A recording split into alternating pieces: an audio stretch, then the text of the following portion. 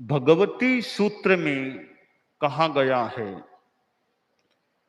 पभूणम भन्ते चौदस पुब्बी घडाओ घड सहस्म पडाओ पड सहस्म कडाओ कड सहस्म रहाओ रह सहस्म छत्ताओ छत्त सहस्म दंडाओ दंड सहस्म अभिनिबट्यता उपदंशत्तये हंता प्रभु।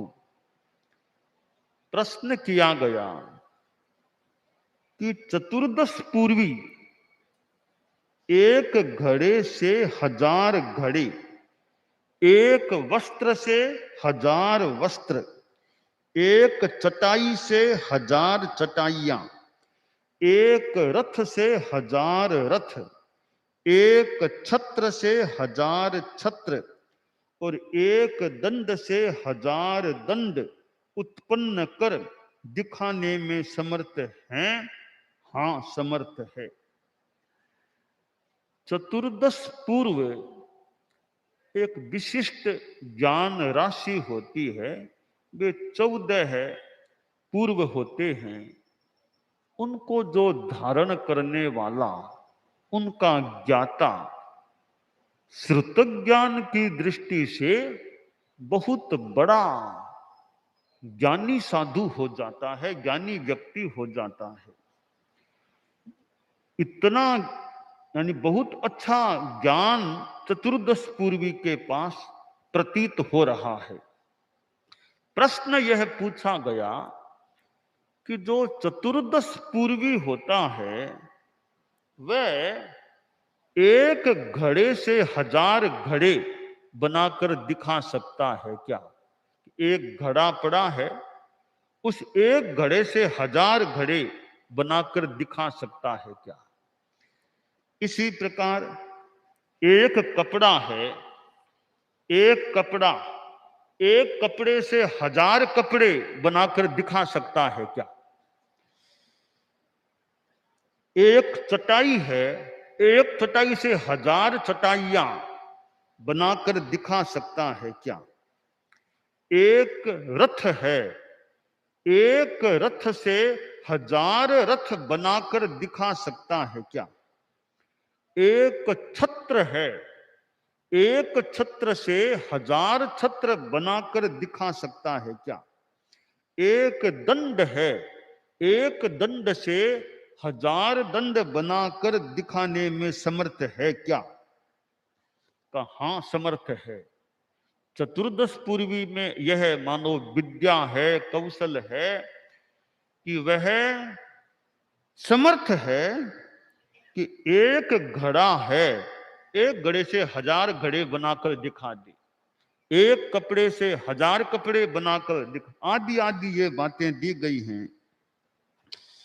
तो कहा भाई यह कैसे हो सकता है?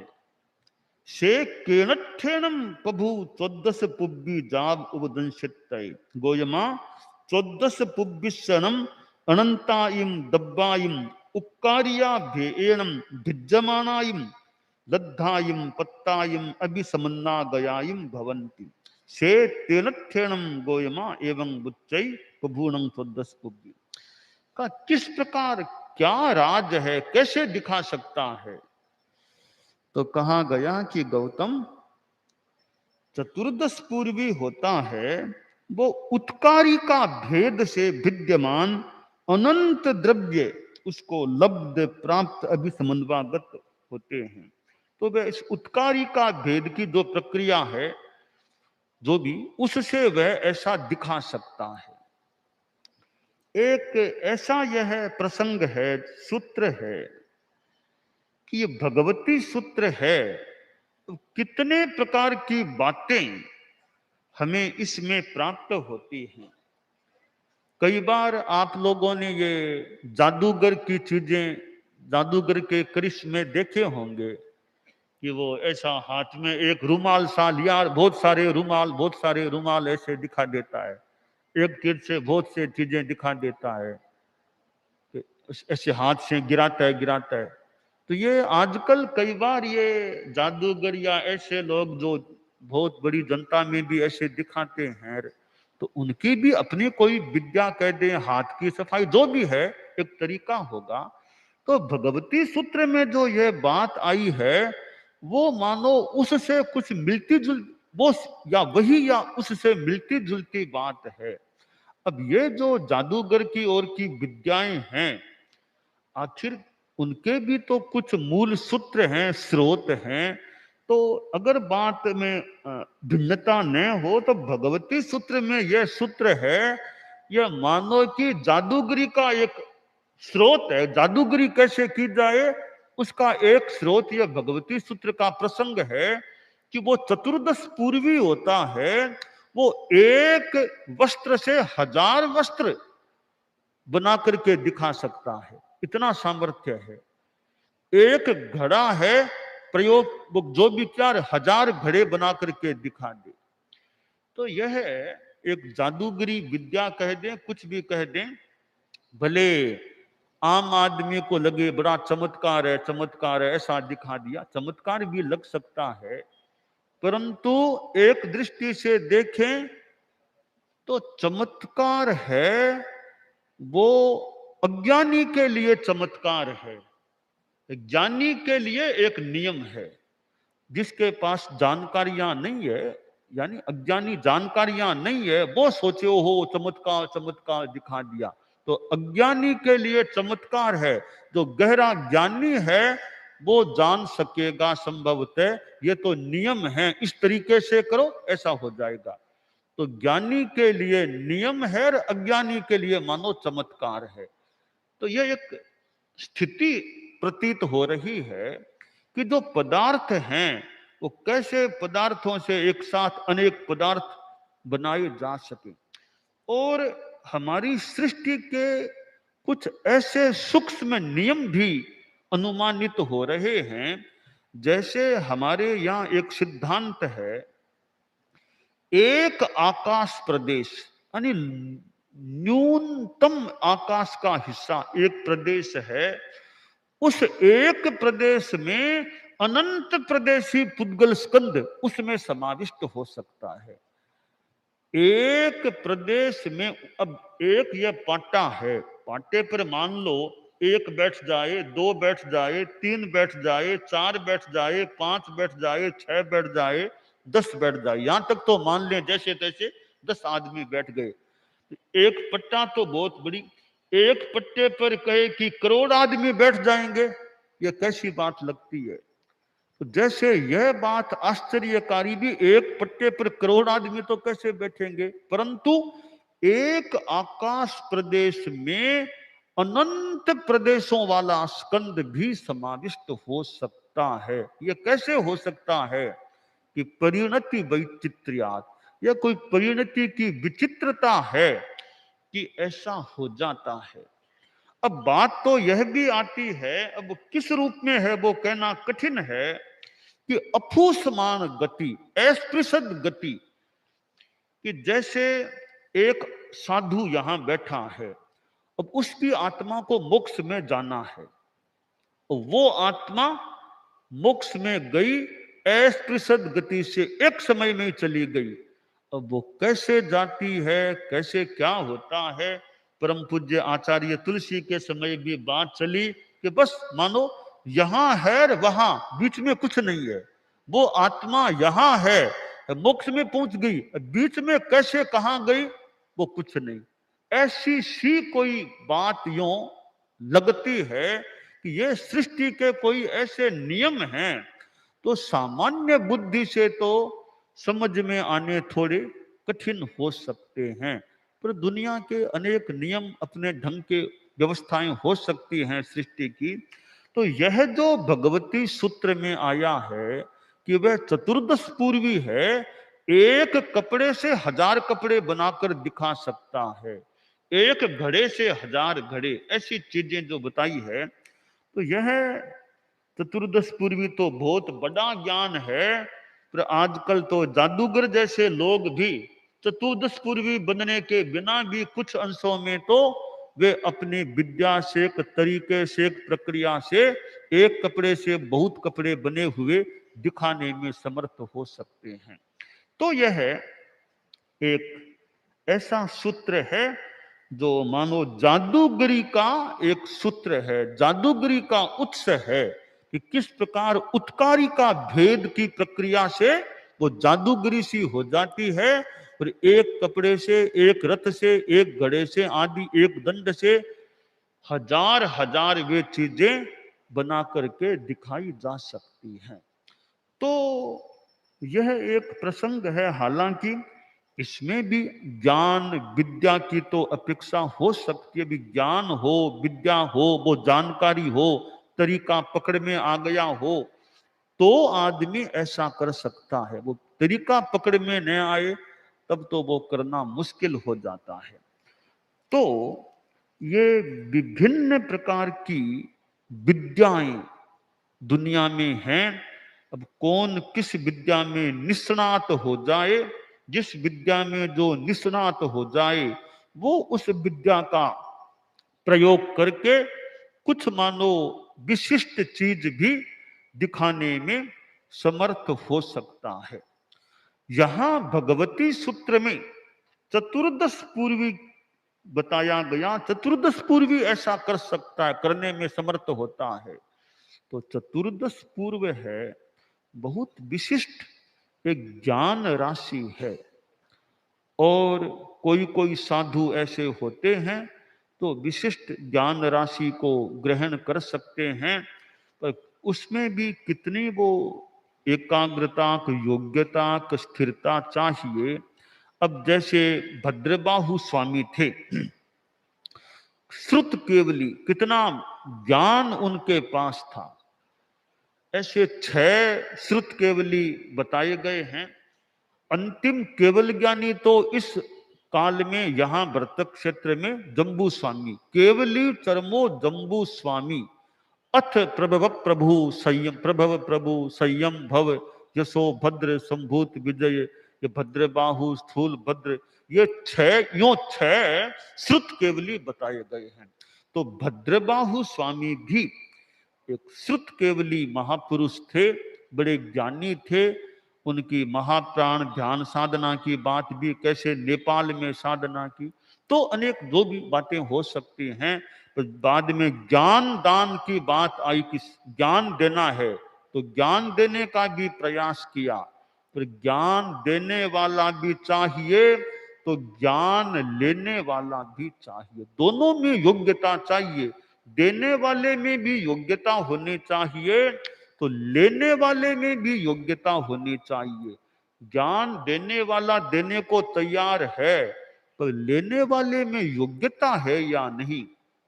और यह भी एक बात है कि योग्य व्यक्ति को ही ज्ञान देना चाहिए, अयोग्य को ज्ञान नहीं देना चाहिए। जो जितने ज्ञान के लायक है उतना ही देना ठीक है, उससे ज्यादा ज्ञान देने का प्रयास यथासंभवतया यथोचित नहीं करना चाहिए।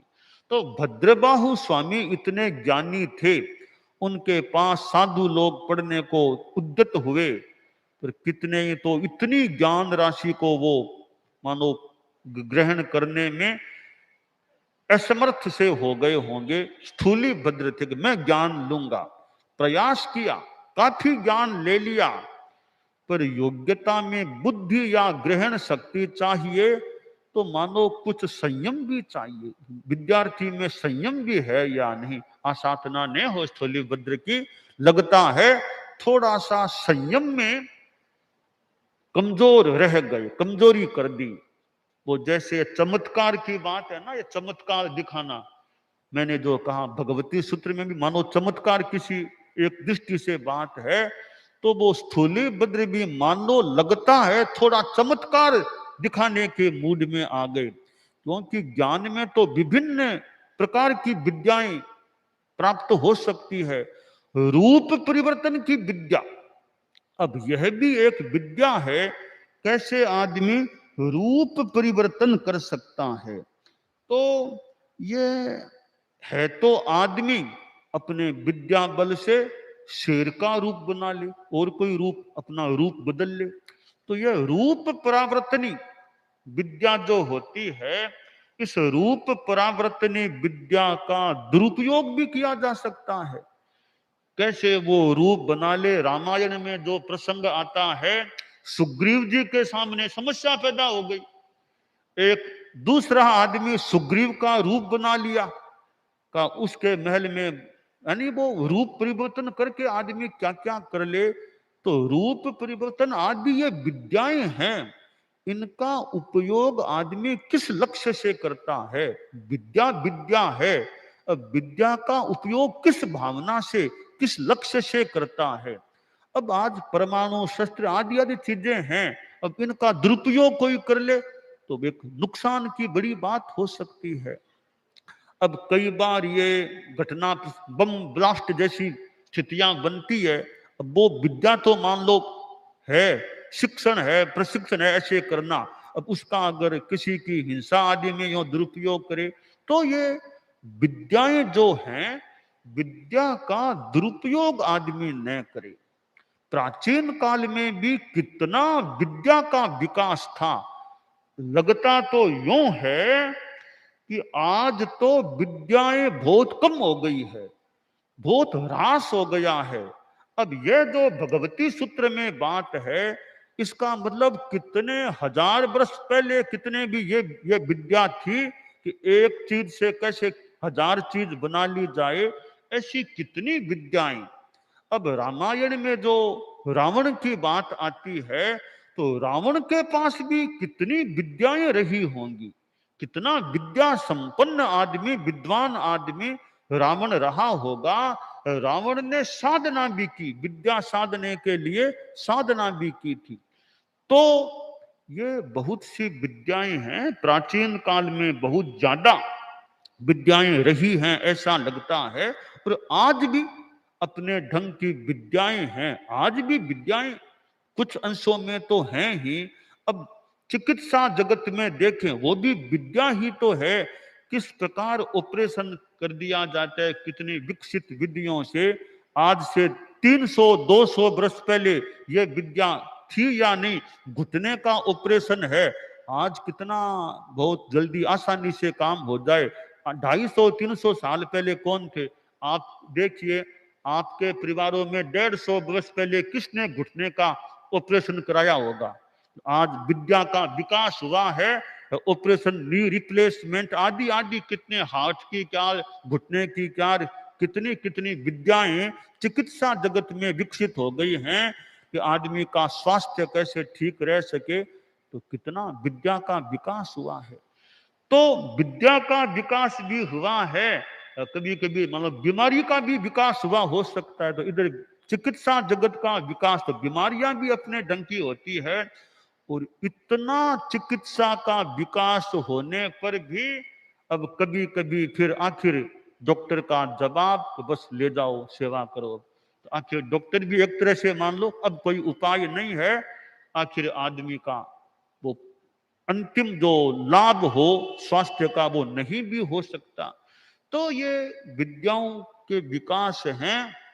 इन सब के साथ कर्म, कर्मवाद का अपना नियम है कि विद्याओं का विकास हो जाए, कर्म अपना काम करता है कि आदमी को कष्ट पाना पड़ेगा और आखिर मौत के हवाले होना होगा।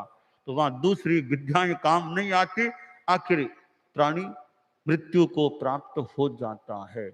परंतु फिर भी ये विद्याओं का प्राचीन काल में कितना विकास रहा है, जो हमें प्राचीन साहित्य को पढ़ने से अनुमान होता है कि कितना विशेष विकास, विराट विकास विद्याओं का प्राचीन काल में था। और ये प्राचीन काल के जो शास्त्र हैं, प्राचीन ग्रंथ हैं, इनमें से जो ये कुछ स्रोत, बीज, सोर्स हमें इनमें से मिल सकते हैं, इनके आधार पर विद्याओं का विकास हो सकता है। तो यह विद्या जगत है। तो विद्या, ज्ञान, उसको पाने के लिए वो योग्यता चाहिए। और स्थूलीभद्र ने कितना ज्ञान वो पा सकते थे, लगता थोड़ा संयम में थोड़े कमजोर रह गए, थोड़ा चमत्कार का सा प्रयोग कर लिया। तो भद्रबाहु ने सोचा अब ये योग्य नहीं है, मेरी विद्या ग्रहण के लायक नहीं है, तो अब ज्ञान नहीं दूंगा। अनुनय विनय जो भी किया कि ज्ञान तो दीजिए, ज्ञान चला जाएगा, तो ठीक है। ताला मानो कि ताला दे दिया, चाबी नहीं दी, कि ताला दे दिया, चाबी नहीं दी। सूत्र रूप में तो 10 पूर्वों का ज्ञान तो पूरा दे दिया, बाकी ये 14 पूर्व हैं, 4 बचे थे। फिर वो लगा कि योग्यता में कमी है, उन्होंने विनय किया होगा, कहा ठीक है, सूत्र दे दूंगा, अर्थ नहीं बताऊंगा, यानी ताला दे दूंगा, चाबी नहीं दूंगा, ऐसा सा कुछ हुआ होगा।